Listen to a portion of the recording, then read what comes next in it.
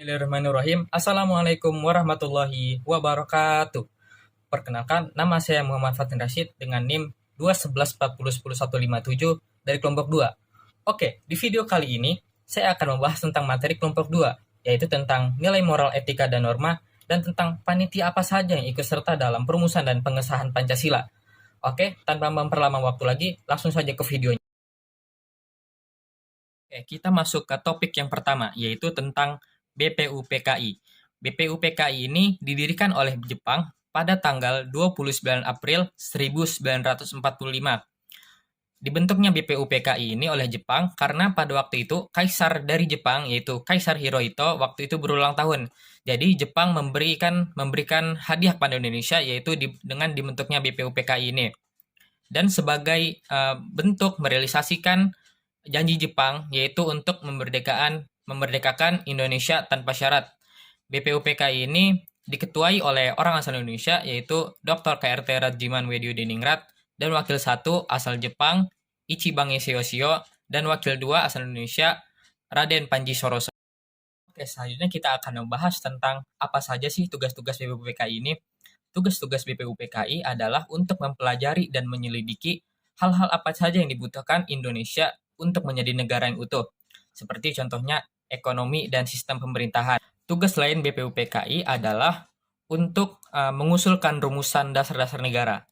Pada sidang pertama BPUPKI pada tanggal 28 Mei 1945, BPUPKI ini membahas tentang rumusan dasar negara dan dibentuknya Panitia 9.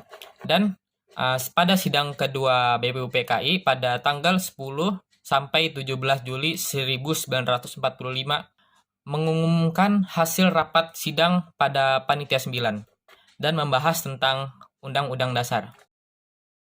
Oke, selanjutnya kita akan membahas tentang panitia selanjutnya, yaitu Panitia 9. Panitia 9 ini didirikan pada 1 Juni 1945 di Gedung Pejambon. Panitia 9 ini diketuai oleh Insinyur Soekarno dan wakilnya Muhammad Hatta. Dan Panitia 9 ini mempunyai 7 orang anggota. Yang pertama yaitu Alexander Andres Maramis, yang kedua Abi Kusno Cokrosujoso, yang ketiga Abdul Kahar Muzakir, yang keempat Agus Salim, yang kelima Ahmad Subarjo, yang keenam Kiai Haji Abdul Wahid Hashim, dan yang terakhir yaitu Muhammad Yamin. Selanjutnya kita akan membahas tentang apa saja tugas-tugas dari Panitia 9 ini. Tugas-tugas dari Panitia 9 ini adalah untuk menengahi dan merumuskan dasar-dasar negara yang telah diusulkan oleh para peserta BPUPKI pada sidang pertama. Dan pada akhirnya, pada tanggal 22 Juni 1945, Panitia 9 berhasil merumuskan dasar-dasar negara yang akhirnya tertuang pada Piagam Jakarta yang berbunyi 1. Ketuhanan dan kewajiban menjalankan syariat Islam bagi pemeluk-pemeluknya. 2. Kemanusiaan yang adil dan beradab. 3. Persatuan Indonesia. 4. Kerakyatan yang dipimpin oleh hikmat kebijaksanaan dalam permusyawaratan perwakilan. Dan yang kelima, keadilan sosial bagi seluruh rakyat Indonesia. Selanjutnya kita akan membahas tentang PPKI dan pengesahan dasar negara. PPKI didirikan pada tanggal 7 Agustus 1945 yang diketuai oleh Insinyur Soekarno dan wakilnya Muhammad Hatta. PPKI ini mempunyai jumlah total 27 anggota. Dan pada akhirnya, pada tanggal 18 Agustus 1945, PPKI berhasil mengesahkan Pancasila sebagai dasar negara yang sah setelah melewati beberapa proses yang panjang. Dan PPKI mencantumkan dasar negara ini pada pembukaan Undang-Undang Dasar 1945. Jadi kesimpulannya, tugas BPUPKI adalah panitia yang mengusulkan, lalu Panitia 9 ini yang merumuskan, dan tugas PPKI ini yang mengesahkan isi dari Pancasila tersebut. Dan adapun isi dari Pancasila yang disahkan oleh PPKI adalah 1. Ketuhanan yang Maha Esa, 2. Kemanusiaan yang adil dan beradab, 3. Persatuan Indonesia, 4. Kerakyatan yang dipimpin oleh hikmat kebijaksanaan dalam permusyawaratan perwakilan. Dan yang terakhir, yang kelima, keadilan sosial bagi seluruh rakyat Indonesia. Oke, kita masuk ke materi berikutnya, yaitu tentang nilai moral, etika, dan norma. Oke, saya akan menjelaskan tentang nilai terlebih dahulu.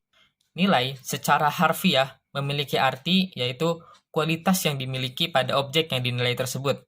Jadi, jika kata nilai ini disandingkan dengan objeknya yaitu manusia, memiliki arti bahwa berapa kualitas yang dimiliki oleh manusia tersebut. Kualitas manusia ini dapat dilihat dari mana dia berperilaku di hadapan masyarakat. Jadi, jika manusia ini berperilaku baik, maka bagus juga penilaian di hadapan masyarakat. Maka sebaliknya juga, jika manusia ini berperilaku buruk, maka buruk pula penilaian di hadapan masyarakat. Selanjutnya kita akan membahas tentang norma. Norma adalah ajaran yang mengenai tentang baik atau buruknya perilaku manusia. Jadi, jika manusia itu berperilaku sesuai dengan aturan-aturan norma yang berjalan pada masyarakat, maka manusia itu atau orang tersebut bisa dikatakan orang yang bermoral. Namun sebaliknya, jika orang tersebut menyalahi atau melanggar aturan dari norma-norma masyarakat yang berjalan, maka orang tersebut bisa dikatakan sebagai orang yang tidak bermoral. Oke, yang selanjutnya kita akan membahas tentang etika. Etika adalah salah satu studi cabang dari ilmu filsafat yang mempelajari tentang nilai atau kualitas yang menjadi standar dalam penilaian moral. Etika mencakup analisis baik atau buruknya perilaku manusia. Kita masuk ke pembahasan yang terakhir, yaitu tentang norma. Norma adalah aturan-aturan yang berjalan pada masyarakat. Norma ini digunakan sebagai pedoman atau pandangan hidup kita sebagai manusia yang bermasyarakat. Jadi, norma ini sebagai pengatur tingkah laku manusia. Sebagai contohnya, ketika kita di jalanan, pasti di jalanan itu akan terdapat norma ketika di jalanan. Atau biasa kita sebut dengan peraturan lalu lintas. Dengan adanya peraturan lalu lintas ini, maka jalanan akan menjadi aman dan tertata. Namun sebaliknya, jika tidak terdapat norma jalanan atau peraturan lalu lintas, maka jalanan akan menjadi tempat yang rawan kecelakaan. Oke guys, mungkin itu saja video materi dari saya tentang panitia apa saja yang merumuskan dasar negara dan tentang nilai moral, etika, dan norma. Mudah-mudahan teman semua dapat mengerti. Kurang lebihnya mohon maaf. Assalamualaikum warahmatullahi wabarakatuh.